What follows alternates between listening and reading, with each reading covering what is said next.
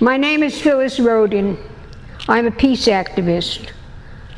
I'm a peace activist since before I was born. I am 91 years old, and there has never been a day without war on this planet since I was conceived. My mother was in the League of Women Voters in the process of formation. I decided that I was going to go to England to live when the United States government exiled me. They exiled me for having defeated Hamilton Fish, because I was the leader, I was the organizer for a farmers' union in New York State. And what happened was, Mr. Bush, I'm sorry, I got mixed up on that one. It wasn't Mr. Bush. Mr. Bush was not yet in my category. The person who was in my category was the President of the United States too. He was Franklin Delano Roosevelt. And he was a member of the National Farmers Union, of which I was the organizer for the 8 northeastern states. I went to see him as you do your clients, and I said to him, "What's going on here? This was 1944. Is there anything we can do to help you?" And he said, "We're going to win the war, but we're going to lose the peace." And I said, "Why?" And he said, "Because Hamilton Fish is going to be re-elected for the 29th session. And he will see to it that Hitler wins this war when they make the treaty up." So I said, let's see what we can do about it. And I went to my farmers' union, which was as reactionary as Mr. Bush's Republican Party is today. And I said to them, what can we do about this? Because this is going to affect our lives in the future. And they said, look, we don't want to have anything to do with a political fight. And I said, well, therefore, will you help me to elect this candidate who will oppose Mr. Fish? And they said, well, you'll have to do something about it. So in the middle of the Jewish section, Monticello, I brought the most reactionary person in Albany, in the House of Representatives, to the platform of the local theater. And he made a speech about how the apple does not fall far from the tree. And my 2,000 members in the National Farmers Union voted against Hamilton Fish. And that vote was the thing that carried the story. It helped to defeat Hitler Germany in the United States, because he would have been there for the 29th term. I didn't do it strongly enough, because later on, when I was no longer,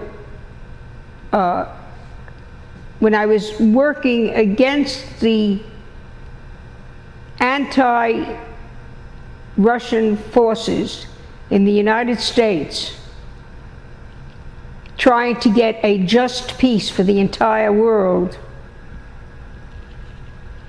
I ran into contradictions that were so difficult that they followed me throughout my period of time in the American Red Cross, which is where I found my place, as you see. The Friends National Committee, and took my vow that war is not the solution. It is not the answer to the problems in the world. When I got finished with my assignment in the American Red Cross in the Second World War, and was allowed to go to Rome to greet my husband, whom I had not seen for 2 years,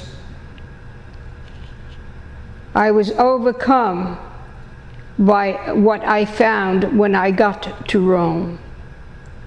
I found that Hitler had indeed won the war and had determined the future of the entire world. That was done with the assistance of the Pope. I did my research, I did it properly, and I found the white paper that was written by the Jesuits that told the Catholics that they had to put a person at the head of Germany who would see to it that the Russians did not win the war, that the whole of the Nazi movement should be formed with a man who was one of them, a man called Captain Hess, who put Hitler into power. And we are now paying for that mistake. 2005, the mistake that was made way back then in 1933. I then followed through after I had, the war was over and I was working in Rome trying to save my marriage.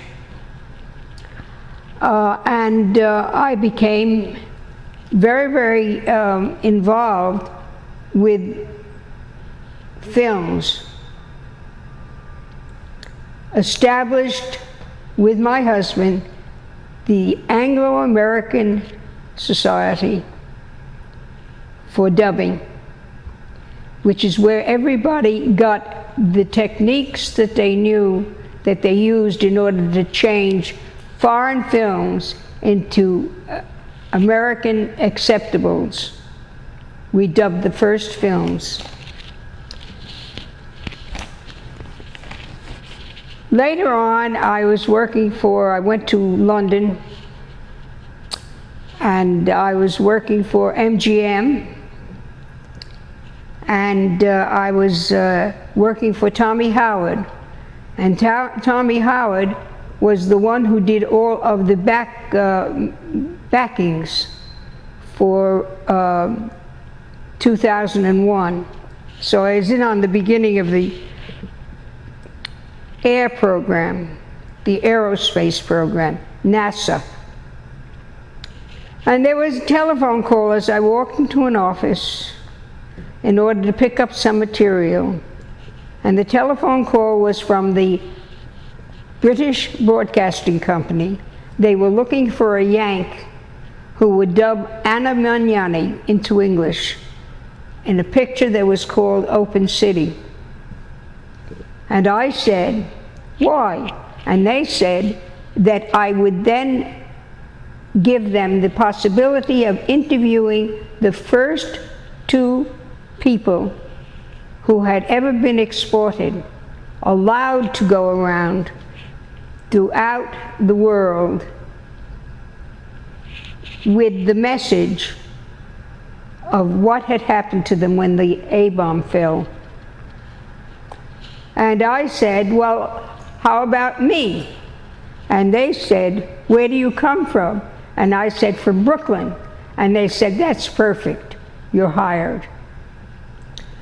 As a result of it, I got to be a therapist that was called 22 years later in Hiroshima to erase the psychosomatic effects of radiation burns. And that was where I found the most extraordinary experience I had had. And that was that when the person who was interpreting for me interpreted one of my questions, I said, that's wrong. And she was somebody I had been working with ever since I had met them in England 22 years earlier.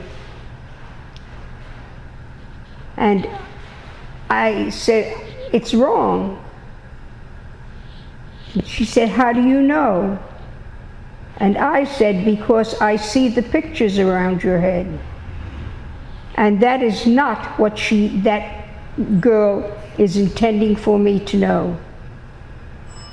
That was when I found out about the third eye, and that's when I found out about the fact that I was a spiritual catalyst, and that I could read the pictures around people's heads. And now I'm waiting for the photographer who can take those pictures.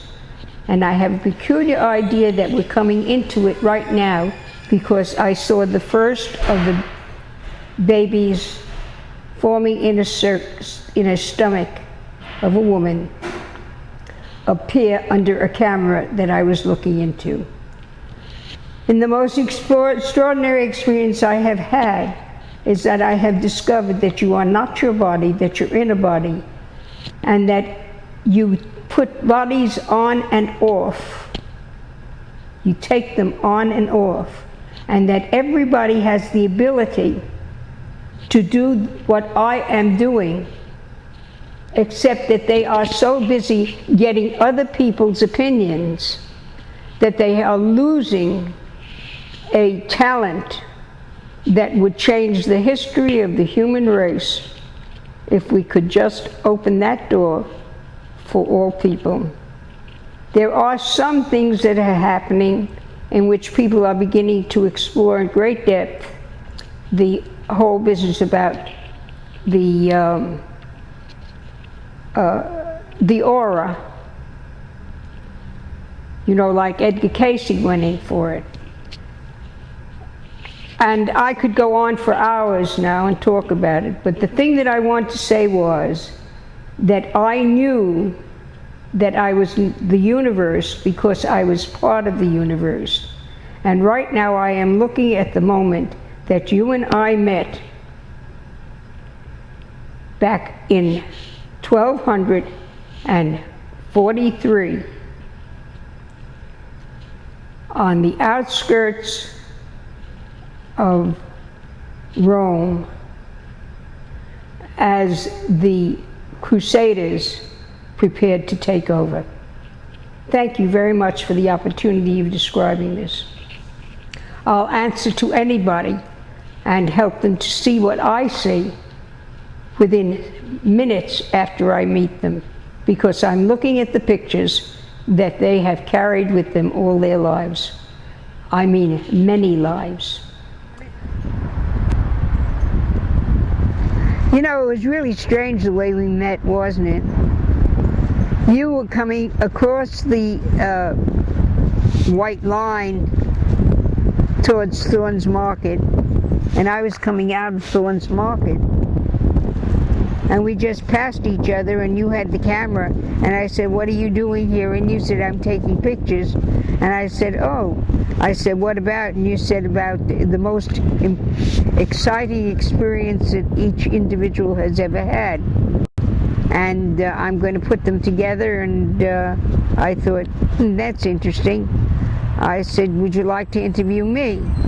And you said yes, and we went up near the canopy, and I gave you the first part of this interview. And it just felt as if it was something that had to happen, because I'm in the middle of trying to get my autobiographical scraps together so that they'll make a cohesive whole, so that it will leave a heritage for all of the kids that I have taught and worked with all around the world. And when you asked that one question, what was the most exciting thing that ever happened to you, I had to think, well, this is the most exciting thing that ever happened to me. I've arrived here in Northampton, the peace capital of the United States, at a time when peace is not being considered, when we are at war, destroying each other.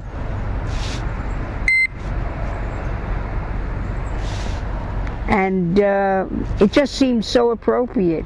It was as if we had made an appointment in space, which works very well with all of my experiences as far as past life regressions are concerned. You interviewed me, we made an arrangement to come here, and here we are. And now, this is the 25th anniversary of my arrival in Northampton. I had been working in Milwaukee. I had just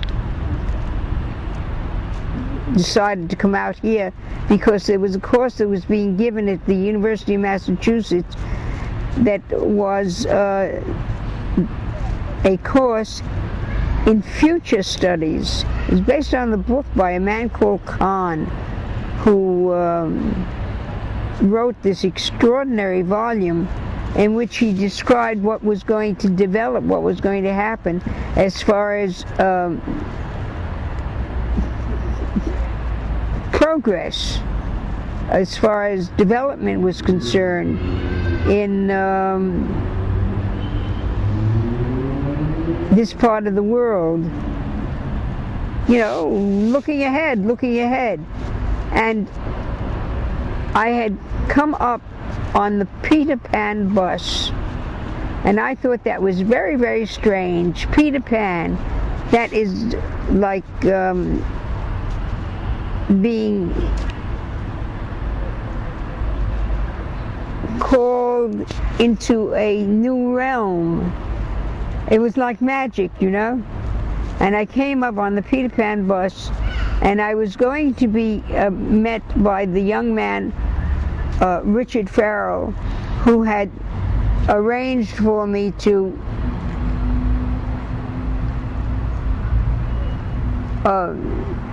register for the course at UMass. And there were a group of women who were walking in the park in front of the stone monument to Pulaski, after whom the park is named. Pulaski, who helped them in the Revolutionary War to free themselves from the British. And I saw this group of women walking back and forth with signs that decried nuclear development for military purposes, that denied the need for the war in Vietnam, and asked that the soldiers be withdrawn and brought back, and which also talked about civil disobedience. All of these things I had worked with very intimately when I was in London and when I was in Milwaukee. And it was just as if it was, I had closed one door and opened another. And I walked over to this gray-haired little lady and I said to her, how does one get into this? She took the sign off her neck and she put it on mine, and it said, "Take our boys out of Vietnam." And she said, "You're in." She became my role model. She's a woman who had devoted her entire life to civil disobedience, to anything that had to do with war, who carried the sign that is similar to the one I am carrying now, that war is not the answer. Not the answer to solving our problems. And I'm looking back at the courage of these people in the time that the United States was at war, when they could have been put away in jail for the entire duration, who walked back and forth and said no to Vietnam. Now we're saying no to Iraq, to the war in Iraq. Now we're asking the American government to withdraw all the troops and to open up all of the doors so that that poor beleaguered country, where we are killing thousands of natives, Iraqians, in order to preserve our oil holdings, and playing games with the wells that had been dug, and had lost any consideration for progress, for the human experiment, and were threatening to destroy all of the gains that were made socially, spiritually, intellectually, in this lovely, lovely, lovely environment where the trees are allowed to grow, where the people say good morning when they pass you, where hope is introduced in the activities that are taking place in the schools. It's a very strange and wonderful place. It was here that the most effective anti-slavery community evolved around, of all things, manufacturing silk stockings. There's still a place in Florence that is called the Silk Mill. This is where Sojourner Truth came and said, "I'm a woman. I have rights." I'm absolutely so deeply moved by it, particularly since I spent too much of my morning looking at the horrible, horrible, horrible mess that has been the result of the global warming that took place, that developed the change in wind, in energy, and has resulted in the death of more than 10,000 people. And where the country rose and lent its efforts to the millions of dollars while the government stood by and did nothing and took in all of the people that they could save and rearrange their lives. They developed the community once again, the community that aided and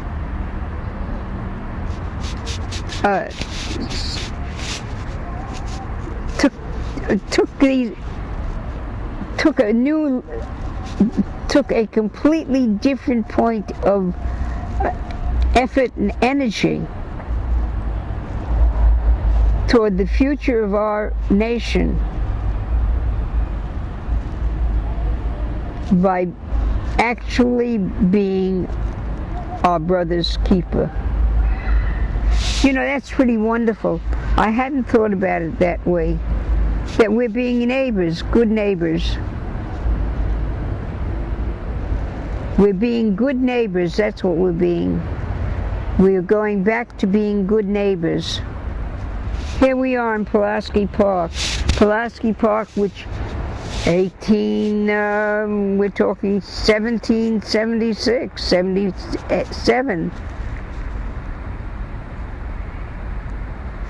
Was rescued from British tyranny. I'm sort of overwhelmed now. People pass and they smile. I decided I would be the mayor if I could get elected.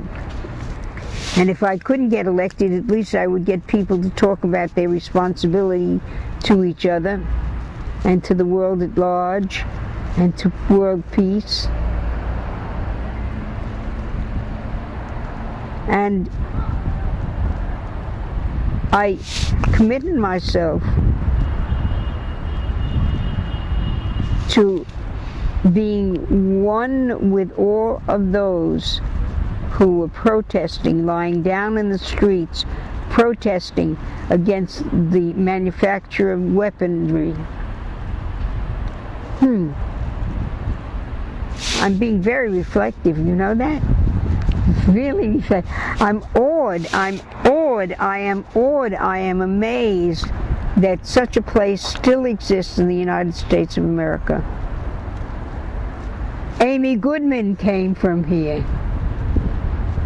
Amy Goodman, who has resisted for the last 25 years, has resisted all of the forces that were trying to make the people of this country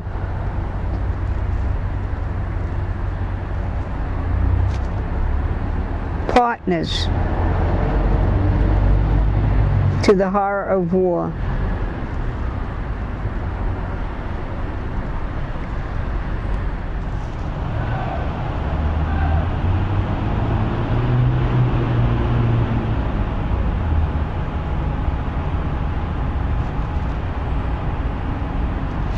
You know, it's been an extraordinary day because the day started with all of the reports on what was happening in Mississippi and the terrorizing experience that these people had had when the global warming led to the tsunami, the storm that swept all around the Gulf, destroyed all of the levees and drowned and tore apart in a wind that was as wild as the terrors of nuclear warfare. As almost as if they were being paid back for the fact that the oil wells that the present incumbent at the White House had established, and from which he was draining the oil that was being sold at incredibly high prices to hundreds and hundreds and hundreds of cars that are taking the place of people, that the people are losing out as far as the new developments are concerned. And that was probably why I came here in the first place, that at this particular time I had to be here in order to be able to make some sort of contribution to avoiding the end of the human experiment. I'm wondering, am I being too bold? Am I being too, is this my ego speaking? Or is this an assignment that I have taken on from another place?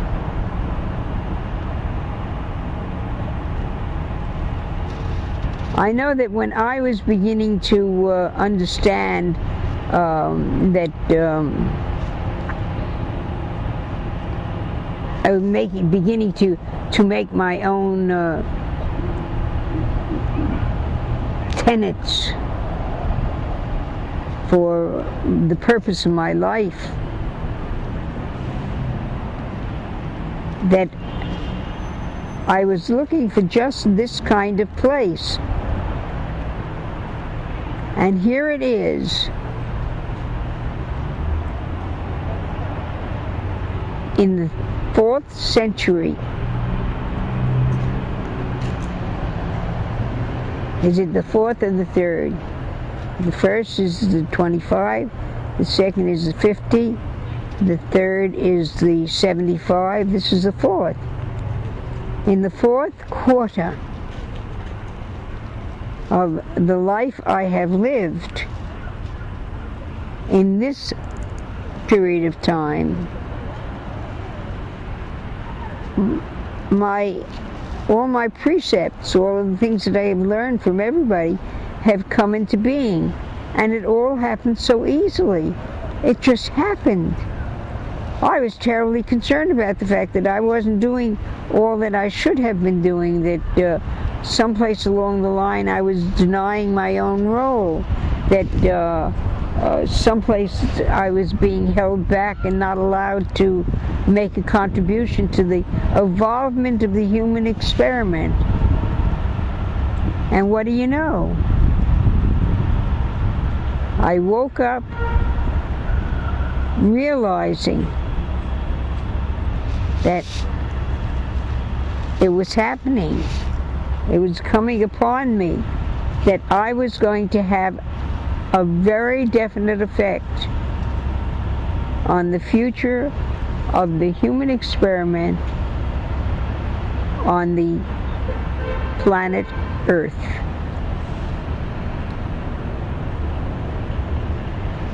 Do you think I'm being too bold? Do you think it's not ego, it's just a knowing.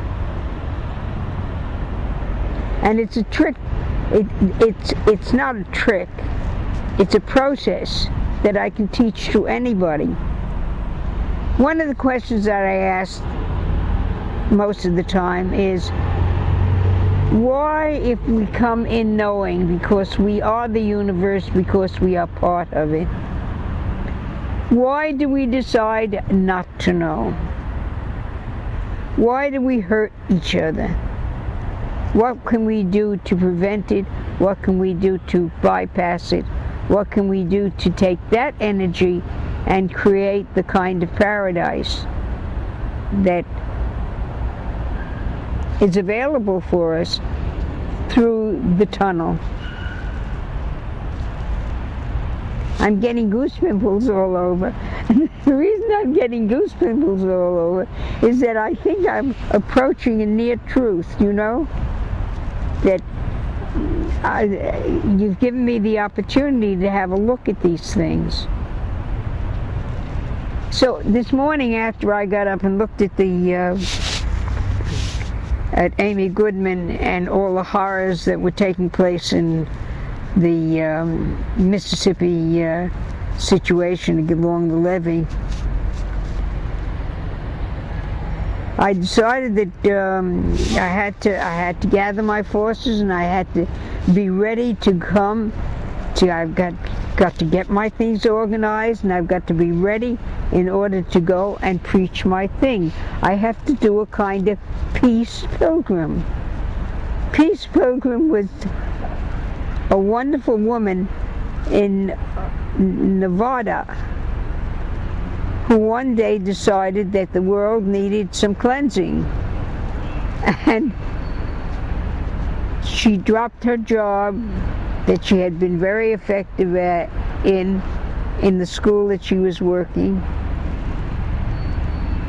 and she sold all of her things, and she changed all of her attitudes towards others, and she dressed herself up in the simplest sort of French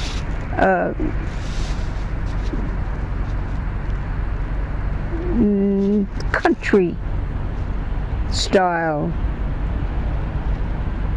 and took off by foot to go from one place to the other in order to talk to people about how there was a code, and the code said that they had a responsibility, and that love was the one way that one could create the kind of atmosphere that would be as golden as a sunset that is beginning to form behind your head.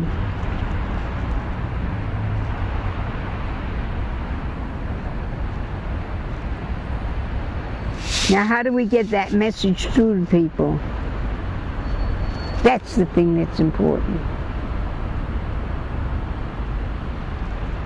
Love thy neighbor. Do what you can. Do the St. Francis thing. Give me the insight to know the things I cannot do, and the courage to do the things I can, and the wisdom to know the difference.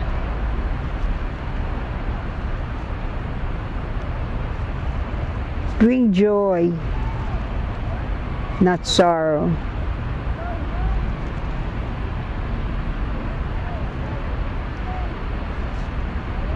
Remembering how to fly.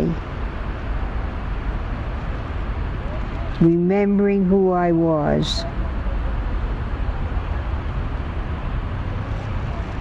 And helping others to remember who they were and who they are, and how they are not obligated, but that it's the role that they have to play.